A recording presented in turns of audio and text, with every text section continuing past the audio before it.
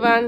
এই যে দেখছেন সবাই হচ্ছে নাচ গান করছে, এটা কিন্তু মূলত বয়স্ক ব্যক্তিদের অধিকার এবং সম্মানজনক বার্ধক্যের দাবিতে একটি শান্তিপূর্ণ ও আনন্দদায়ক প্রতিবাদ কর্মসূচি ছিল। এবং এখানে কিন্তু সব বয়স্করা অংশগ্রহণ করেছে এবং কিন্তু সব বয়স্করাই কিন্তু এখানে নাচ গান করছে।